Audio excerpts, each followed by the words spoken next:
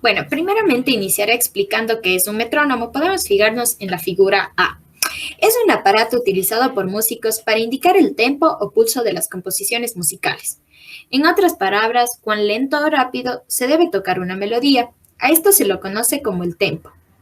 En base a lo mencionado, este trabajo está enfatizado en un artículo realizado por Almudena Martín Castro e Inaki Ucar, como también en el video de YouTube de Jaime Altozano. Voy a pasar a otra página para poder explicarles. En este artículo se plantea una alternativa para resolver el enigma del metrónomo de Beethoven. Este enigma consistía en que dicho músico pudo haber utilizado erróneamente su metrónomo, dado que los músicos actuales consideran que tocaba con un tempo alto, y por ende si lo hacían de esta manera, las melodías sonaban muy rápidas.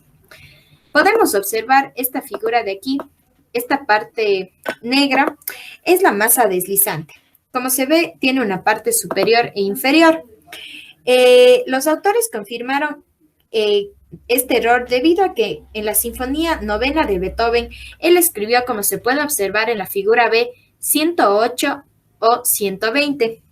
Entonces, es decir, que el músico no sabía qué valor tomar. Actualmente, un músico toca 12 BPM menos que Beethoven.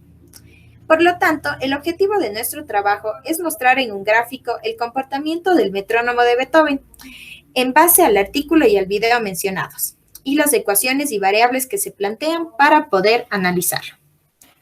Ahora vamos a explicar nuestro código en Python. Sin embargo, tenemos que aclarar ciertos parámetros que se usaron y sobre todo la información de donde fue sacado todos los datos y fueron extraídas las fórmulas y ecuaciones y la teoría fueron del artículo Conductors Tempo Choices, Should I Go Over Beethoven's Metronome de Martín Castro e Iñaki Ucar.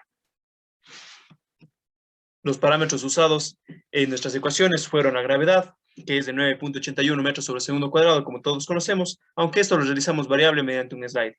También usamos un ángulo θ, como lo podemos visualizar aquí, que también era variable, una masa fija en el extremo inferior de la varilla, que es la masa que podemos ubicar aquí, una masa deslizante, que es la que podemos ubicar aquí, la cual se puede regular. También una distancia al eje, al centro de la masa, que es la R mayúscula que podemos encontrar aquí. La masa de la varilla, la longitud de la varilla al eje extremo inferior, la longitud de la varilla al eje extremo superior y una distancia del eje al centro de la masa m, que es la R minúscula que podemos ubicar aquí. También encontramos unas ecuaciones dependientes, tal como la masa no dimensional baja corregida, que es igual a la masa superior sobre la masa inferior, y una masa de la varilla corregida, que es igual a la masa de la varilla sobre la masa inferior. La ecuación que se planteó usar en primera instancia fue esta ecuación 1. Sin embargo, la fricción no afectaba ciertamente de gran forma al resultado de la frecuencia. Por lo tanto, se dejó con un coeficiente de fricción igual a 1, dándonos como resultado las siguientes ecuaciones, en las que fue necesario utilizar la frecuencia angular, que es resultante de esta sumatoria de aquí, con el doble factorial, y las funciones A0 y B2, en las cuales se incluía la función omega, donde omega al cuadrado era igual a nuestra función A0 más B2 sobre la gravedad dividido para la frecuencia angular al cuadrado multiplicado por la distancia al eje del centro de masa de m y por más omega al cuadrado por r al cuadrado. Por lo tanto, lo realizamos en Python de la siguiente forma, lo cual nos fue necesario usar NumPy como ayuda, la librería NumPy, Matplotlib, Matplotlib widgets como slider y button, SymPy especial para el factorial doble, y NumPy para la función seno, y dec2rad que nos transformaba de grados a radianes, puesto que como todos sabemos el intérprete de Python resuelve sus ecuaciones trigonométricas mediante radianes. Al haber resuelto todo esto dentro de la función ANTeta, usamos la ayuda de NumPy Sum serie para sumar todos los arreglos que se encontró dentro de este NumArray, que era igual a serie. Y finalmente teníamos nuestra sumatoria, que es sumado a 1, como hemos visto en la siguiente ecuación. Finalmente, definimos nuestro omega 2, en los cuales podemos ubicar los parámetros de la gravedad, el ángulo, la masa superior, la masa inferior, la distancia al centro de masa, la masa de la varilla, la longitud de varilla del eje del extremo superior, la longitud de la varilla del eje del extremo superior y la distancia del eje al centro de masa. Aquí podemos encontrar nuestras ecuaciones dependientes que habíamos explicado anteriormente, que es la masa no dimensional baja corregida y la masa de la varilla corregida. En nuestra ecuación A0 podemos identificar todo lo que habíamos mencionado, e igualmente en nuestra ecuación B2. Y finalmente en nuestra ecuación omega al cuadrado colocamos todas nuestras ecuaciones dependientes para poder devolver un omega al intérprete de Python.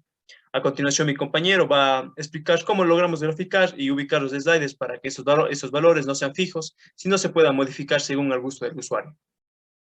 Entonces se va a proceder a explicar el código para graficar omega cuadrado. Para graficar omega cuadrado, primero creamos una variable que va a ser un arrange, que va a tener valores desde 36 a 218 y va a ir de 2 en 12.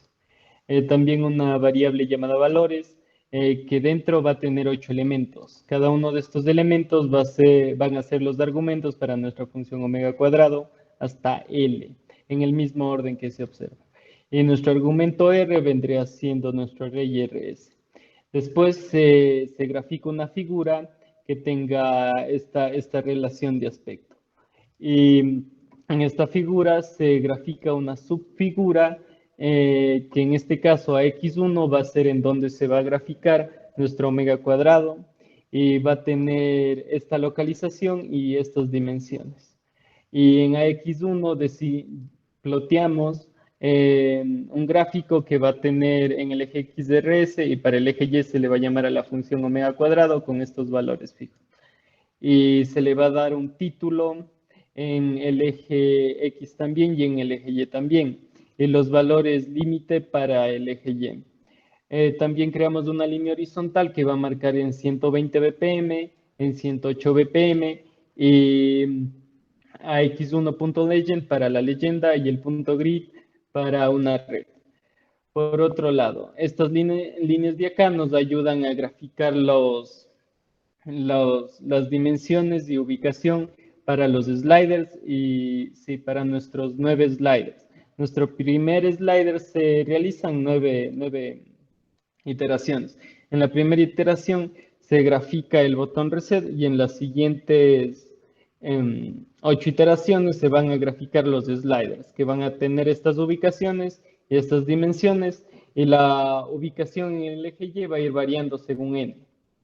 También creamos una lista de barras donde se van a almacenar nuestros sliders, también una lista label, valmax, valmin, valstep y colores. Cada una de estas 5 últimas listas mencionadas van a tener 8 elementos que van a ser los correspondientes a cada slider en el orden que tiene nuestra función omega cuadrado. Y para cada slider creamos un bucle que va a tener 8 iteraciones. Y decimos que a la lista barras se le va a agregar en esta ubicación, se le va a crear un slider. En esta ubicación, llamando a nuestra lista interfaz, y va a tener los valores máximos llamando a nuestras otras listas, tal como se observa. Y también esta línea de aquí nos sirve para designar el tamaño que queremos que tenga nuestro label de cada slider.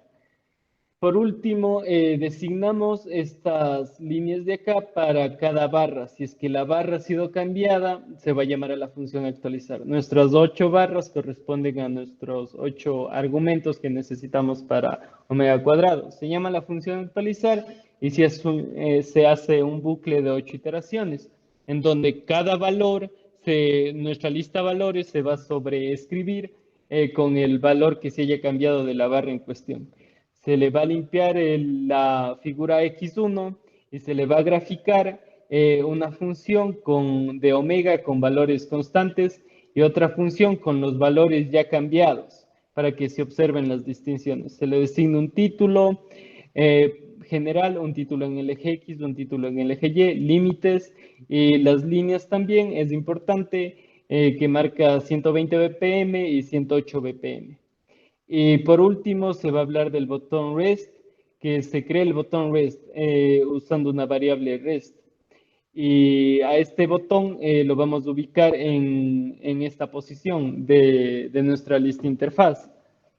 Y decimos que si REST ha sido pulsado, llamamos a nuestra función reiniciar. Y en esta función hacemos otras 8 iteraciones en las cuales cada barra va a ser reseteada.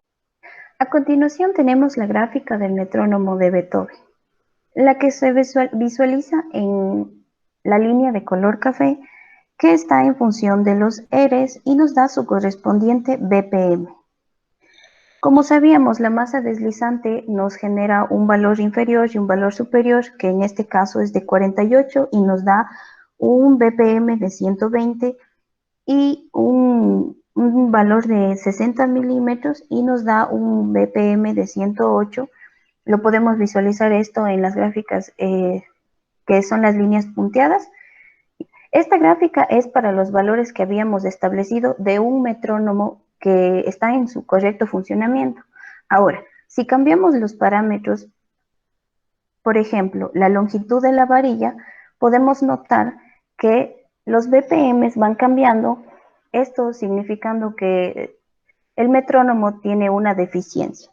Así también, si variamos cada uno de los parámetros que tenemos en cada uno de los sliders, obtendremos un valor diferente para los BPMs, esto significando que tenemos una deficiencia. Esto sería todo. Muchas gracias.